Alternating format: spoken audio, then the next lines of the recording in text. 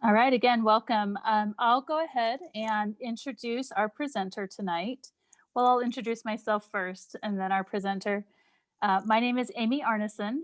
I'm one of the leaders of the Davis County Family to Family Network. I'm really new. Excuse me. This is my first meeting that I'm in charge of. So if I make mistakes, I'm very sorry. But our speaker tonight is Mandy. Now I'm going to say her name wrong again. Is it Zeski? Yes. I hope. Oh, perfect. Thank you. I'm so sorry. And we're so excited to have her. She is the early intervention coordinator for the Davis School District. And I'll just give you a quick little bio on her.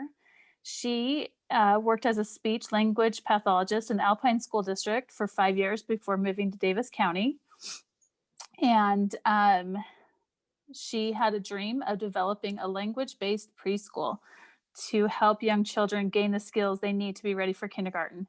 But instead, she started working with early intervention, and she's been there for 20 years as a speech language pathologist, and for the last 9 years as the program coordinator. So we are very excited for her wealth of knowledge and very grateful for her time tonight to join us. So thank you, Mandy. Thank you. I'm excited to be here.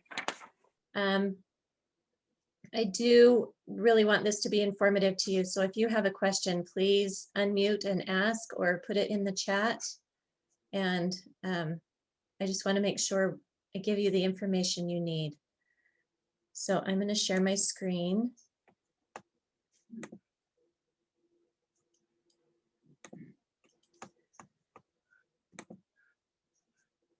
All right.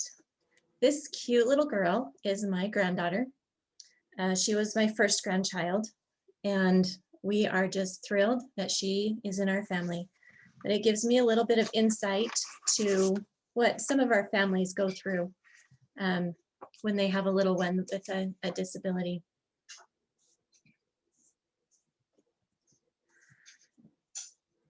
In early intervention, we anticipate, identify, and respond to concerns regarding a child's development.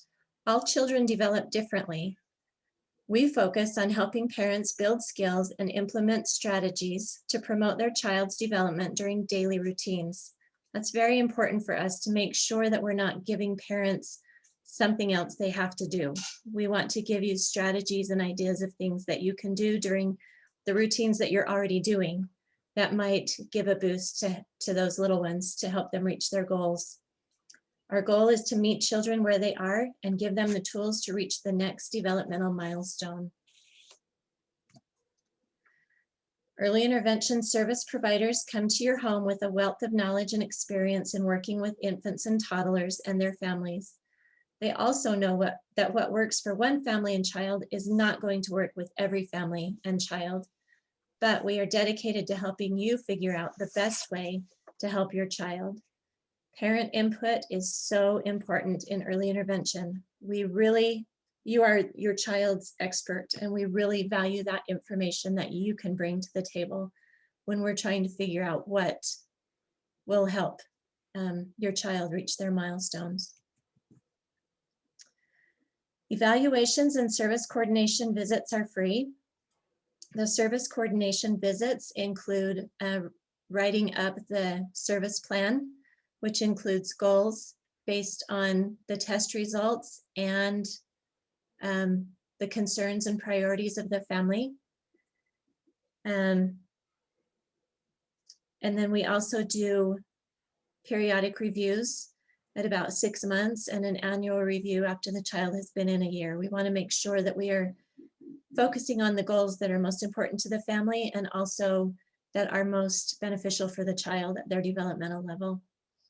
The Utah legislature determined a sliding fee scale for services, and those fees are based on family size and income and range from $0 to $200 a month.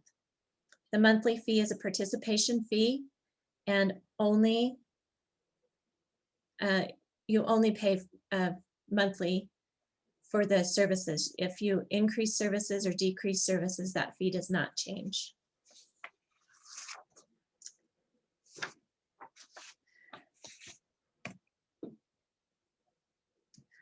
All right, in order to provide the best intervention for each child, we really need input from parents about what is and isn't working, new concerns that arise, and what your child has accomplished. We also want to target the family concerns and priorities constantly, and those are changing. So your input is valuable throughout the time that your child is in early intervention. There are 15 early intervention programs statewide. We are under the Baby Watch Early Intervention Program at the Department of Health. And the good thing about having these programs, we coordinate with one another. So if a child is found eligible in Davis County and the family moves to Weber County, their IFSP moves with them. The services may change based on what services are available in the new program, but the child is still eligible for services for the year. So it's pretty seamless.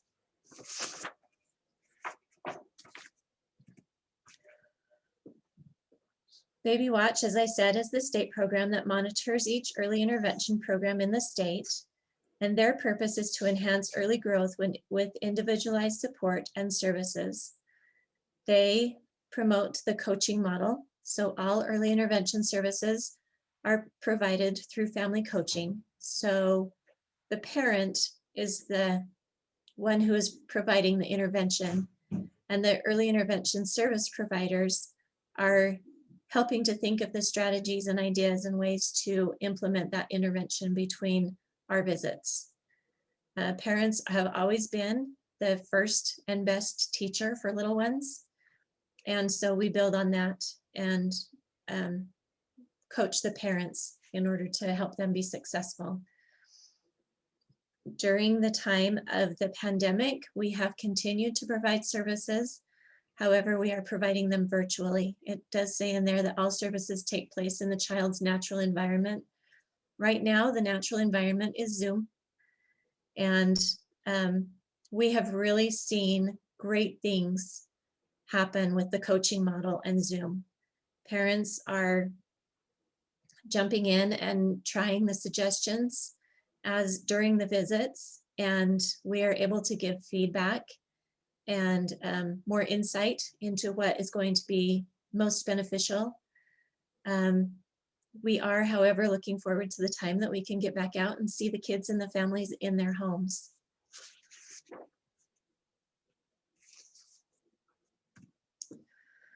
Services through early intervention are family-centered. We want to work with your whole family. The more members of your family that are involved, the better the child will respond to suggestions and strategies. In fact, I'm sure you've experienced the times when mom asks the child to do something and they don't. But if dad or the siblings ask the child to do it, they do it right away. And we have found that children usually respond best to siblings. So if you are working on a specific goal and you have your kids help work with your little one with that goal, then progress will probably move along a little bit faster. Second, kids respond to dad. And last, they respond to mom.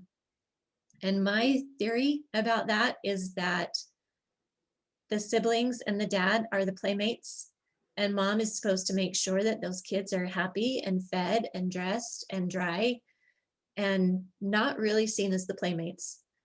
That doesn't mean you get out of it. You still need to play with your kiddos because that is how they learn. But just so you know, there is rhyme or reason to why kids respond best to their siblings and their dads.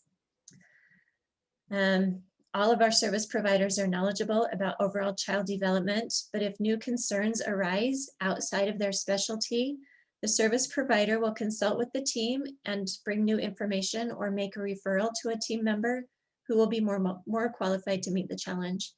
We have developmental specialists who have a degree in family and child development or early childhood education and special education. We have occupational therapists, physical therapists, speech language pathologists, nurses, and we have some developmental specialists who have their background in communication disorders. So we have very knowledgeable, educated people who are ready and willing to provide services. As I said, the partnership between parents and providers is key to the success of early intervention process. We want to focus on what you are concerned about. You are your child's expert and can share information that is vital in helping your child progress.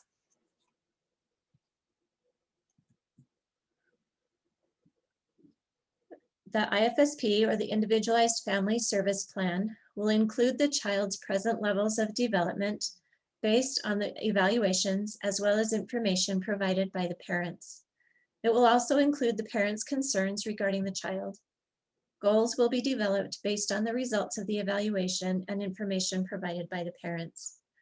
A service pattern is also included on the IFSP and will outline the type of services as well as the frequency of services that will be provided. The IFSP is a fluid document and can be changed at any time to ensure that the child and family are receiving appropriate services for the child. The parents are a very important part of the team. You are the specialist for your child. I know I've said that before, but I can't emphasize it enough. And family, and the information you bring to the discussion is crucial in ensuring the needs of your child and family are met.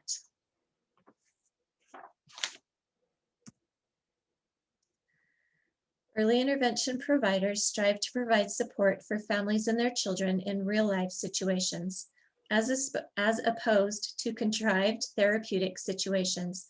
So the therapy session may look like a developmentalist working with the parents to identify and target times in the daily routine that are difficult, supporting family priorities and interests, and helping parents increase knowledge and skills in order to support their child's development during activities of daily living that naturally occur throughout the day. Partnerships involve coaching, supporting, discussing, brainstorming, consulting, and providing encouragement, because we can see the hard work that you are doing, and sometimes you don't see that. We can also see the progress that your child is making, and we want you to be aware that we can see that and know that you are doing a lot of work to get that to happen. The first years of life are a critical time in a child's development. All young children go through most of their rapid and developmentally significant changes during this time. During these early years, they achieve the basic physical, cognitive, language, social, and self-help skills that lay the foundation for future progress. These abilities follow predictable developmental patterns. Children who are experiencing delays benefit from the targeted information and strategies to help them progress. It's like teaching a child to ride a bike. If you just gave them a bike and they watched other children ride, they would probably figure out how to ride the bike eventually. Providing the instruction targeted to the need will help them figure it out quicker and with less band-aids.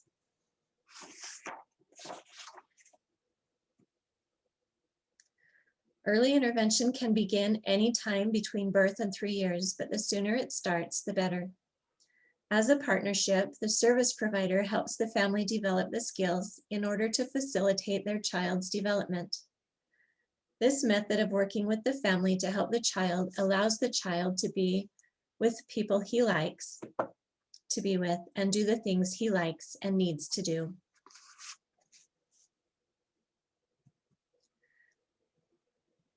There are specific milestones in each of the 4 areas of development, and those 4 areas are gross and fine motor, language skills, social development, and self-help skills. And these specific milestones serve as prerequisites for the stages that follow. With all children, we need to stop looking at what is age appropriate and start looking at what is developmentally appropriate. Early intervention can help determine the developmental level of the child and target the skills that need to develop next.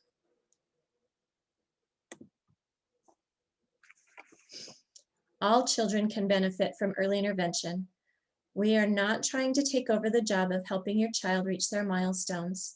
Our job in early intervention is not to teach the child how to talk, walk, or use a spoon.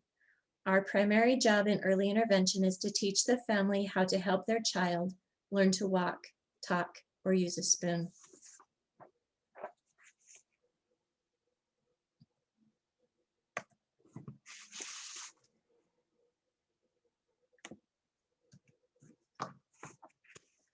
Service providers are multidisciplinary. Everyone has the training to incorporate motor or language services and target appropriate development. The early intervention professional provides the therapy, the family provides the intervention. So the amount of intervention a child receives is determined by the family. Our focus is on the family, not just the child with special needs. We give you the tools to make opportunities for learning and success in the daily routine. So more therapy sometimes just means you and your child are overwhelmed by the amount of information you are receiving. Occasionally, families feel that their early intervention service provider will do all the work, much like a contractor building a house. In reality, early intervention services are more like taking piano lessons. You receive instruction at regular intervals, and success comes through the individual practice with your child at home. Early intervention providers teach families how to play with a purpose. According to an article in the Journal of the American Academy of Pediatrics, play allows children to use their creativity while developing their imagination, dexterity, and physical, cognitive, and emotional strength. Play is important to healthy brain development. It is through play that children at a very early age engage in and interact in the world around them. Play allows children to create and explore a world they can master, conquer their fears while practicing adult roles, sometimes in conjunction with other children or adult caregivers. As they master their world, play helps children develop new competencies that lead to enhanced confidence and the resiliency they will need to face future challenges. Undirected play allows children to learn how to work in groups, to share, to negotiate, to resolve conflicts, and to learn self-advocacy skills. When play is allowed to be child-driven, children practice decision-making skills, move at their own pace, discover their own areas of interest, and ultimately engage fully in the passions they wish to pursue. I'm very passionate about play for young children. Flashcards is something that we don't use. We really want children with disabilities and delays to be able to experience play and to learn the same way that their peers are learning. Brain development, we want both hemispheres. These are all, you can see a list of things on your screen. These are all benefits of play. The healthy brain development, we want both hemispheres of the brain communicating with each other. And this happens when hands come to midline, when a child is moving something from hand to hand or clapping. When hands cross midline, if a child reaches for something across the middle of their body, or use bilateral skills with their hands working together if they have to hold something big or manipulate something with both hands. Play is relevant and meaningful. It really needs to interest the child in order to be productive. And if you can find something that is relevant and meaningful to the child, then you are also working on staying on task and building attention significantly over when the adult is choosing the activities. Play is a dynamic process. It's always changing as the child grows, especially in those early years. As the brain continues to develop, the play skills will progress as well. Early interventionists constantly assess play skills and development. Children learn how to learn when they play. They problem solve, they deal with frustration, they start imitating and learn cooperative skills. It's also intrinsically motivating. It feels good to play, something fun. Play helps children learn to deal with frustration. Sometimes the toy doesn't do what we want it to do, or it's hard to reach one of the toys or one of the parts. And so it leads to problem solving. Spontaneity and independence. Children who receive therapy struggle with this because therapy is structured. Therapy is flashcards, and there's not any spontaneity or independence. We really want the child to choose the activities. We want to follow the child's lead and then build on what they're doing to help give them the skills that they need. And children who have family members providing interventions learn that spontaneity and independence.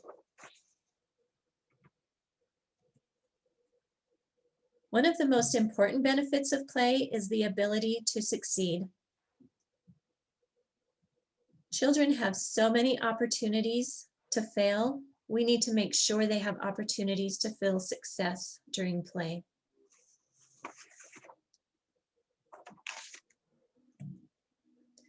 So as I said, we have a variety of services that we offer in early intervention. The special instruction providers focus on the developmental milestones. And also, since early intervention programs are multidisciplinary, service providers work together to provide appropriate services for children while taking into consideration the impact of services on the family. We really don't want to overwhelm the family, but we do also want to provide the services that the child and the family need. The developmentalist providing special instruction has training and the opportunity to consult with other early intervention service providers in order to meet the needs of the family. Physical therapy. Why is gross motor development so important? Well, all areas of development are equally important, although the emphasis changes as the child grows. However, before birth and in the first months of life, physical development remains the underlying foundation for all future progress. Babies learn through interactions with their environment. In order to do so, an infant must have the ability to move freely and purposefully. The ability to explore one's surroundings, the ability to reach and grasp toys, to turn one's head in order to follow a moving object with one's eyes, the ability to roll over, to crawl in pursuit of a desired objective. All of these behaviors are dependent upon gross as well as fine motor development. These physical interactive activities foster understanding and mastery of the environment, stimulating cognitive, language, and social development. Occupational therapy provides skills for independence, reaching and grasping, release, open and close, stacking, building, feeding, and dressing skills, skills for playing and interacting with other children. A lot of times we will see kids who are delayed in walking, and as a result, they're delayed in talking. Mostly, kids will walk before they will talk.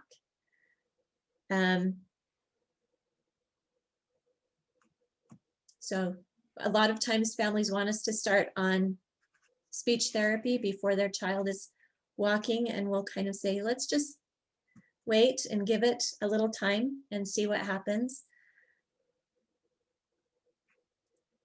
We do provide speech language therapy for pre-speech and pre-language skills, which include the ability to imitate, turn-taking skills, visual skills, auditory skills, oral motor skills, and cognitive skills.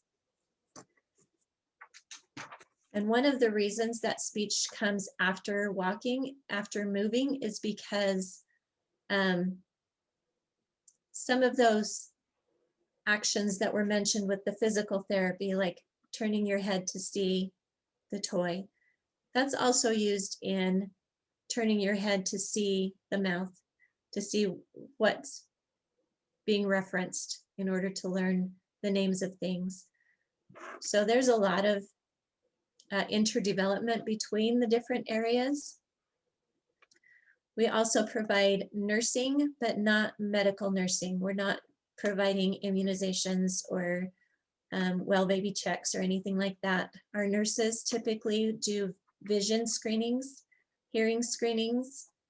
They always do a health review at the initial testing and the annual testing.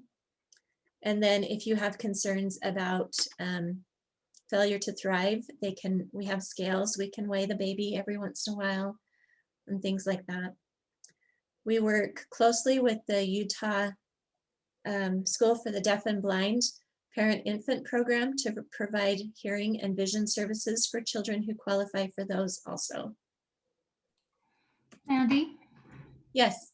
this is Julia. So question about those services now during this time of Zoom and pandemic, how are those working as you described them? Can you explain that a little bit? Are you asking about all of the services or the vision and hearing?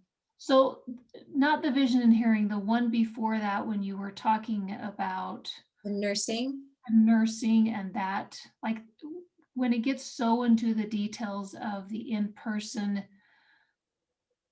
aspect, I understand doing those other pieces by Zoom, like directing physical therapy and occupational therapy, a little bit of speech, but the nursing component, could you describe that a little bit more for us? Yes, I can. So we're really working hard to maintain the health of the families as well as the staff. And for the most part, at this time, we are not going into the home to do vision and hearing screenings. Our nurses are doing the health reviews by phone or by Zoom at the time of testing. And if there is a concern about hearing, they have scheduled a time for the family to come to the center for a hearing evaluation. It's a screening. It's called the OAE, Autoacoustic Emissions Test, where we just put the little probe in the child's ear and it sends little tones and then measures the response back from the eardrum, which basically tells us, yes, the child is fine or the child needs more testing. If the family wants to do that, then we can schedule to do that at the center. And it takes 5 minutes.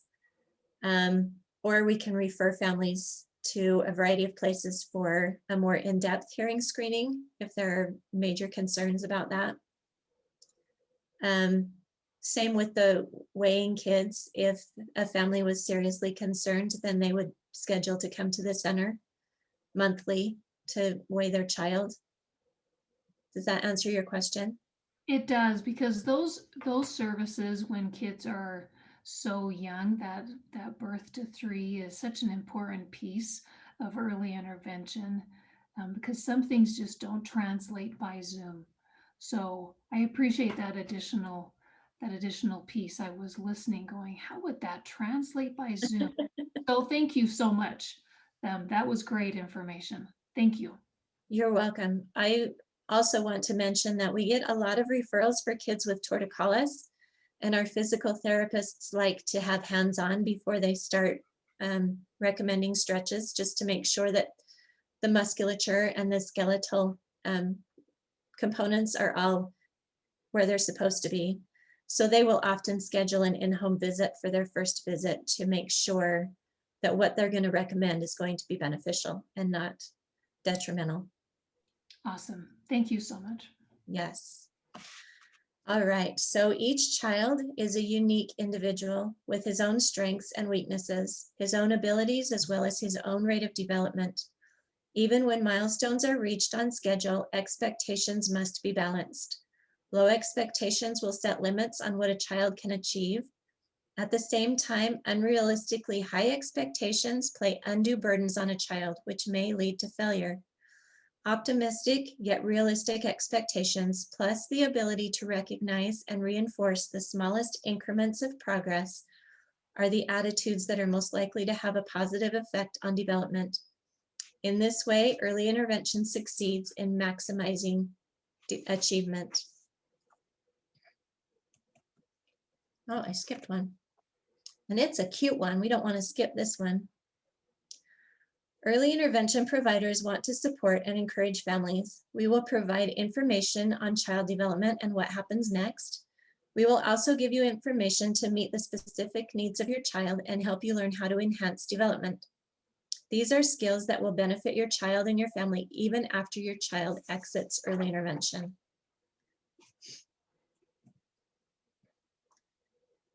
These services, as well as hearing and vision services provided by the USDB PIP programs, are provided free of charge. The evaluation initially and annually is free of charge. Writing up the family service plan, which is done with the family, child development information, the service coordination reviews at 6 months and annually, and assistance with transition to preschool services at age 3. Utah has a sliding scale based on income and family size to determine the family participation fee for other services. This fee is a participation fee and is billed through the Utah Department of Health Baby Watch Early Intervention Program. Excuse me. So transition. Transition has several parts.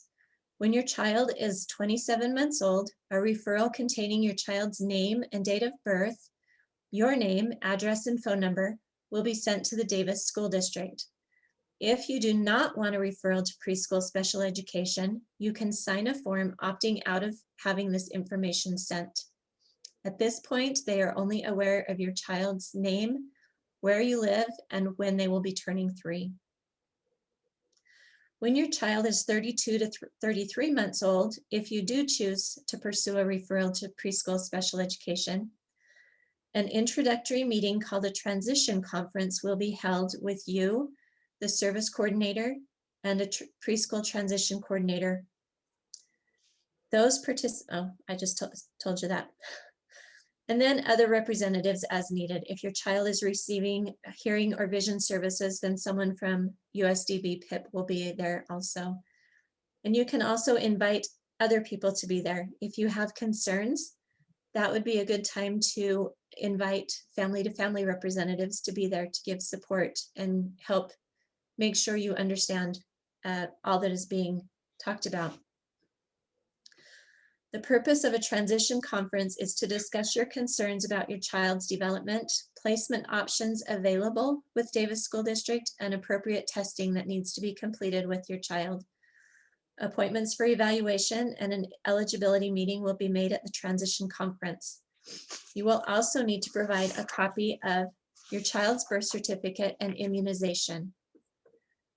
When your child is 34 to 36 months old, your child will be evaluated by Davis School District Preschool. After evaluations are completed, an eligibility meeting will be held to discuss evaluation results and to determine if your child is eligible for special education. The eligibility for preschool special education is different than the eligibility for early intervention, so not all children who come out of early intervention are eligible for preschool special ed services.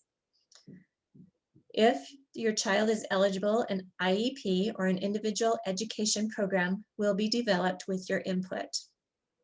This is a document like the individual family service plan in early intervention that will include their present levels of functioning and goals based on the testing.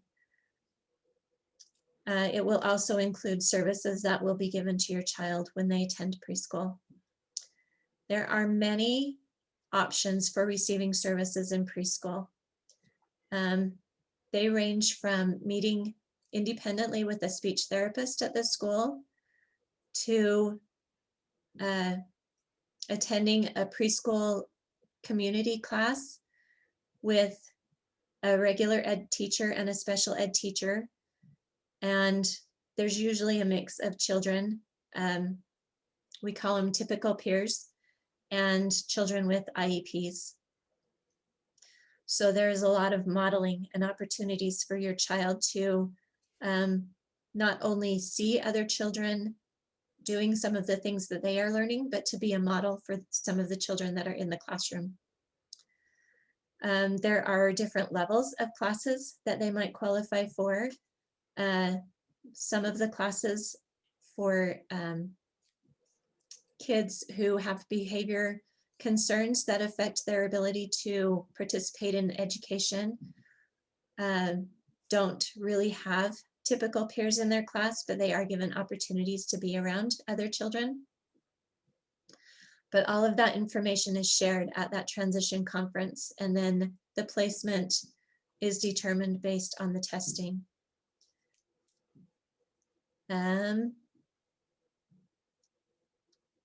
If you choose not to pursue a referral to Davis School District, or if your child is not eligible, your service coordinator can help you locate private or community preschool options.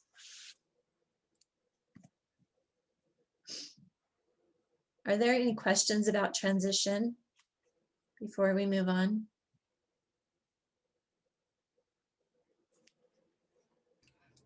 Okay, I'm going to move on. You can ask questions later if you want. All right. So the goal of early intervention is to enhance and accelerate development by building on the child's strengths and by strengthening those areas that are weaker. In all areas of development and support, encourage and train families providing intervention for their child and celebrate the joy of children. And this is our goal. We just want to support, encourage, and train families to provide intervention for their child and always, always, always celebrate the joy of children. And that's my big finish. So, Julia, anything else we need to do, or we call it a night? Everyone's good. Thank you so much. Okay. Thank you so much, Mandy. We really appreciate your time. thank you for letting me come. Thank you. Have a good night, everyone. Bye.